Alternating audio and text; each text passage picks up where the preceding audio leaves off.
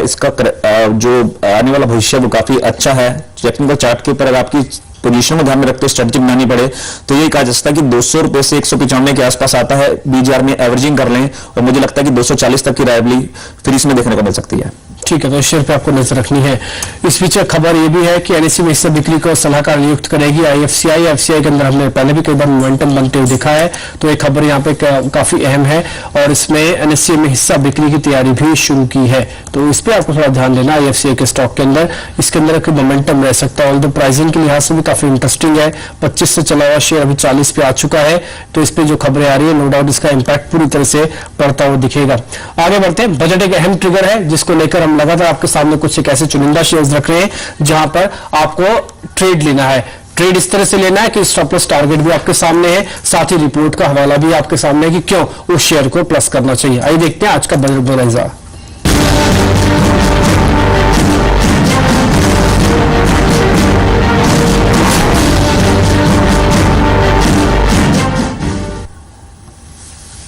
बताइए चेतना, कौन सा शेयर है आज? जी बिल्कुल, आज के लिए हमने शेयर चुन के लाया बजट बनाना में वो फर्टिलाइजर सेक्टर से रहेगा। यहाँ पर फर्टिलाइजर सेक्टर को बूस्ट मिल सकता है बजट से पहले, उसके चलते यहाँ पर शेयर चुना गया वो है चंबल फर्टिलाइजर का, जिसमें यहाँ से 10 से 15% का रिटर्न मिलता है दिखाई दे सकता है। आप यहाँ पे खरीदारी करके चल सकते हैं 72 से 73 के लक्ष्य के लिए, वहीं स्टॉप लॉस इस पर करीब 52 का लगा के चलना होगा। फर्टिलाइजर सेक्टर की अगर बात करें तो यहाँ पर कंपनी कुछ अहम फैसले ले सकती है। यहाँ पर सरकार इस पूरे सेक्टर के लिए बंद पड़े जो यूरिया प्लांट्स हैं वो खुलते हुए दिखाई दे सकते हैं। ऐसी योजना है सरकार की तरफ से, जितने भी यूरिया प्लांट्स हैं बंद पड़े हैं वो खुलते हुए दिखाई दे सकते हैं। इसके अलावा यूरिया की जो कीमतें हैं वो यहाँ पर उसमें हाइक होता हुआ दिखाई दे सकता है। अगर ये हाइक होता है तो जितनी भी फर्टिलाइजर कंपनी है उनको काफी कुछ इसमें फायदा होता हुआ दिखाई देगा। मॉनसून की सिचुएशन है वो कंट्रोल में, उसके चलते भी यहाँ पर कुछ ना कुछ डेफिनेटली इंप्रूवमेंट होता हुआ दिखाई देगा पूरे ही सेक्टर के लिए। चंबल फर्टिलाइजर को चुनने की वजह ये रही है कि सबसे पहले तो यहाँ पर आकर्षक वैल्यूएशन पे यहाँ पर चंबल फर्टिलाइजर ट्रेड कर रहा है। ईपीएस की बात करें तो यहाँ पे 7.3 का पी है, वहीं ईपीएस है, वहीं पी भी 7.90 का, जो कि इंडस्ट्री के पी से काफी कम है। इसके अलावा कंपनी के संदर्भ में एक और पॉजिटिव खबर आती हुई दिखाई दी कि कंपनी का जो त्रिपुरा में ज्वाइंट वेंचर में प्लांट है 5,000 करोड़ का, वो शुरू हो सकता है। तो अगर कंपनी का नया यूरिया प्लांट शुरू होता है तो वो भी कहीं ना कहीं मार्जिन पे अच्छा इम्पैक्ट आता हुआ दिखाई देगा। तो चंबल फर्टिलाइजर को चुनने की कुछ एक वजह है जिसमें आप खरीदारी करके देखने चल सकते हैं बजट से पहले। ठीक है, शुक्रिया आपका। तो यहाँ पे मोमेंटम बनना शुरू भी हुआ है 45% की बढ़त के साथ, इसमें दिन के उच्चतम स्तरों की तरफ वापस बढ़ता हो चंबल फर्टिलाइजर का शेयर। 72 का टारगेट हालांकि दिया गया है क्योंकि रिपोर्ट बेस्ड टारगेट है। साथ ही आपको पोजिशनल ट्रेड भी लेना चाहे तो ले सकते हैं। बजट के पॉइंट ऑफ व्यू से ये शेयर आपके सामने रखा गया जिसके कुछ एक रीजंस भी थे। चेतना, शुक्रिया आपका कार्यक्रम में जुड़ने के लिए। चंबल फर्टिलाइजर में पुनीत आपकी रिकमेंडेशन। देखिए, लास्ट एक महीने से जिस टाइप के वॉल्यूम चंबल फर्टिलाइजर शेयर के अंदर आ रहे हैं तो इसका मतलब ये तो कंफर्म है हायर टॉप हायर बॉटम बना रहा है, काफी अच्छे वॉल्यूम आ रहे हैं। इसमें इंस्टीट्यूशनल का इंटरेस्ट काफी ज्यादा है। ये वॉल्यूम तभी आते हैं जब इंस्टीट्यूशनल का इंटरेस्ट होता है। चार्ट काफी बुलिश है, जो भी हाई बनाता है उसका ब्रेकआउट देता है और मुझे लगता है कि इस शेयर को धीरे धीरे एक्यूमुलेट किया जा सकता है। मैं यही कहूंगा कि 50% तो आप इसको 58 रुपए के आसपास चल रहा है वहां बाई कर सकते हैं। कोई डिक्लाइन आए 53, 54 पे वहां एवरेजिंग कर सकते हैं और चार्ट पैटर्न के हिसाब से पूरे स्ट्रक्चर को ध्यान में रखते हुए, रेजिस्टेंस को ध्यान में रखते हुए जो इसका टारगेट बनता है वो 70 बनता है। वहां तक इसके जाने की पूरी उम्मीद लगती है। ठीक है, इस बीच आईएफसीआई पे वापस आपको नजर रखनी होगी। एनएससी में जो इसका आईएफसीआई का हिस्सेदारी है करीब 5.5% के आसपास की है, उसको बेचना चाहती है आईएफसीआई। उसके लिए उन्होंने सलाहकार भी नियुक्त करने की खबर आ रही है और आईएफसीआई का चार्ट आप देखें, एक अच्छा मोमेंटम इसमें वापस बन गया। 38 रुपए से चलकर अभी 40 के लेवल को भी पार कर चुका है। तो एनएससी में करीब जो 5.5% की हिस्सेदारी है उसको बेचना चाहते हैं। आईएफसीआई फाइनेंशियल सर्विसेज में भी अपनी हिस्सेदारी को बेच सकता है आईएफसीआई। तो रिस्ट्रक्चरिंग आईएफसीआई के अंदर पहले से ड्यू थी कि जरूर कुछ ना कुछ आईएफसीआई के अंदर होगा, बजट से पहले भी हो सकता है। और एक खबर चल के आते हुए कि आप एनएससी में हो सकता है कुछ अपनी हिस्सेदारी बेचे, 5.5% की हिस्सेदारी है, इसके लिए सलाहकार नियुक्त कर दिया गया है और साथ ही आईएफसी फाइनेंशियल सर्विसेज में भी हिस्सेदारी को बेचा जा सकता है। आईएफसीआई का चार्ट भी इनफैक्ट इसके फैक्ट एंड फिगर जो कि डेरिवेटिव का शेयर भी है इसके अंदर क्लियरली विजिबल था कि इसके अंदर कहीं ना कहीं न्यूज रिस्ट्रक्चरिंग जरूर आएगी।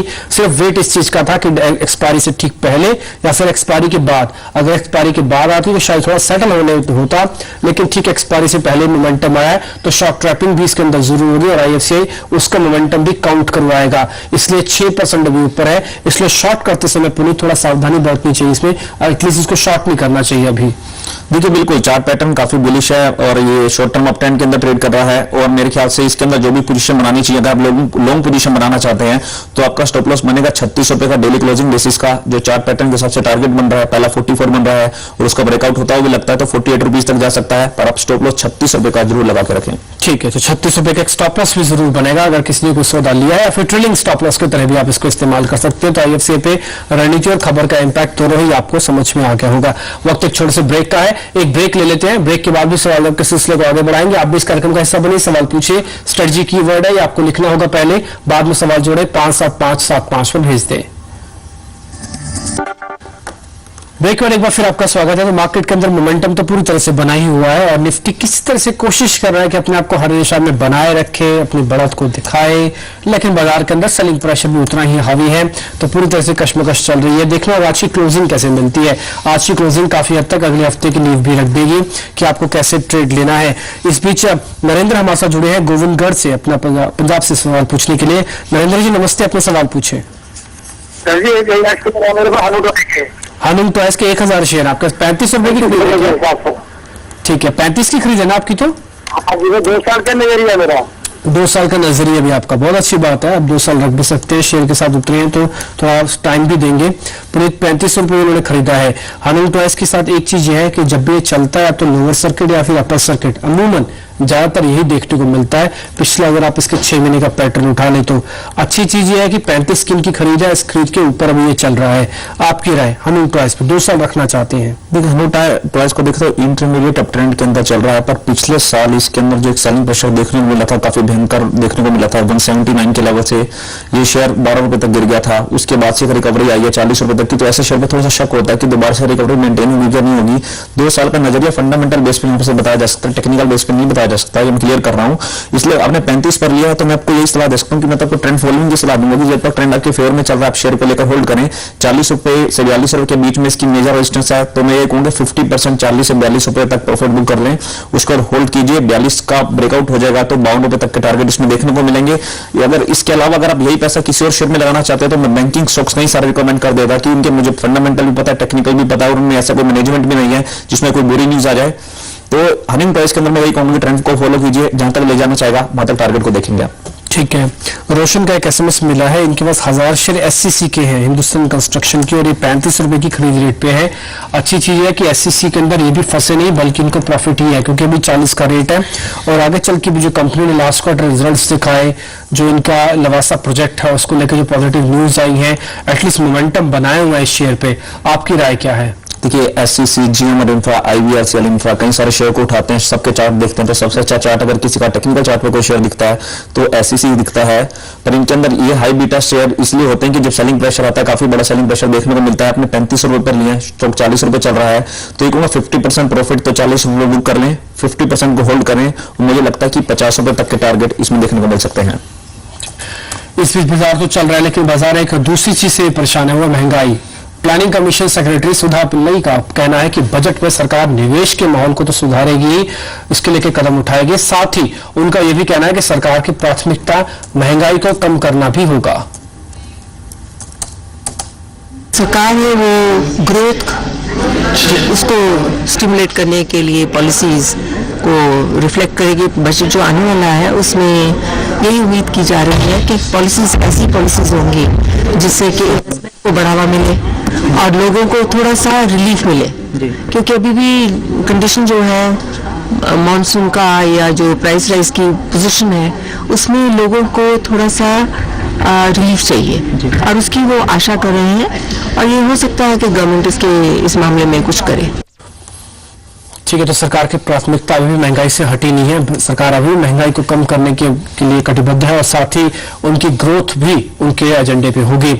पुनीत चलते चलते आपके रिकमेंडेशंस क्या है? जी आईटी सेक्टर का विप्रो को बाय करने की सलाह दूंगा। 520 रुपए का डेली क्लोजिंग बेसिस का स्टॉप लॉस लगा के विप्रो को बाय कर सकते हैं 550 के टारगेट के लिए। साथ ही जीटीवी को बाय करने की सलाह दूंगा, ये 284 के ऊपर बाय करने की राय दूंगा। आपका पहला टारगेट 295 और दूसरा टारगेट 300 बनेगा, नीचे 274 का स्टॉप लॉस लगा के रखें।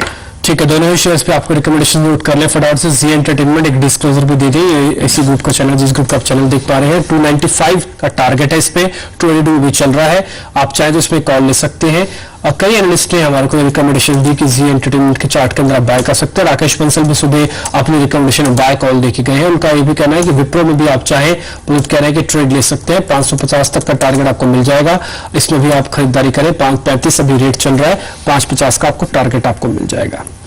शुक्रिया पुनीत आपका कार्यक्रम में जुड़ने के लिए, बताने के लिए अलग अलग स्टॉक्स में क्या करें और साथ ही इंडेक्स में भी अपनी राय क्लियर करने के लिए। फिलहाल वक्त एक छोटे से ब्रेक का भी हो गया, एक ब्रेक ले लेते हैं। एक बार फिर से आपको बता दें, आप भी इस कार्यक्रम का हिस्सा बन सकते हैं, सवाल पूछ सकते हैं, एक्सपर्ट्स की राय ले सकते हैं। स्ट्रेटजी की वर्ड है, ये आपको लिखना होगा पहले, बाद में 57575 को SMS करना होगा। एक छोटा सा ब्रेक के बाद फटाफट फ्यूचर। नमस्कार।